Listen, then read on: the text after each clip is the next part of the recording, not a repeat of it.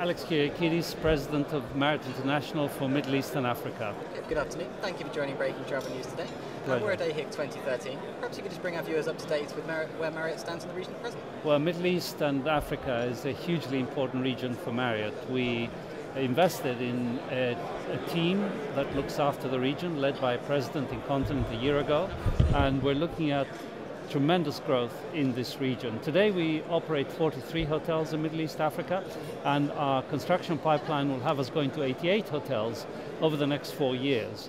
That growth is going to take two countries to the top of the league for Marriott International that are now in number 2 and number 3 slot to Egypt. Egypt is our largest market in terms of rooms today at 3,100 rooms, but over the next 4 years we're going to see a transformation. The UAE will catapult into number 1 position with 5,100 rooms from the current 2,400 rooms. Second will be the Kingdom of Saudi Arabia, which will come in very close to number 2 slot to the UAE. And these really are two markets where we see tremendous further growth to come for different reasons. The Kingdom, on the one hand, with 27 million people investing $500 billion in its infrastructure over the next few years, building new cities, new secondary cities, airports, railways, and of course, let's not forget religious tourism, clearly set for growth and growth in demand in hotel rooms for domestic tourism as well as for religious tourism to the kingdom.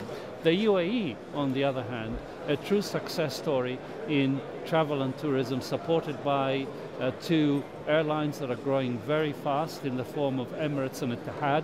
And of course for us, whereas hitherto our presence was limited to Dubai, we've just opened the Ritz-Carlton in soft opening mode in Abu Dhabi, and over the next 4 years we have a further 4 hotels opening in the capital, which will take the UAE as a whole to our largest market in the region. You mentioned Dubai there, obviously a success story, Abu Dhabi as well. The government there have been very supportive towards the tourism and hospitality industries. Do you think those lessons that have been learned there are exportable to other destinations in the region? I think it's really leadership from the top. If you take the Dubai market today, which was 62,000 rooms operating at 87% according to STRG for the first quarter of this year, and very similar performance with our portfolio, it's a staggering performance. The number 1 slot in terms of rate and RevPAR now belongs back again to Dubai at nearly $260. That's a sterling performance.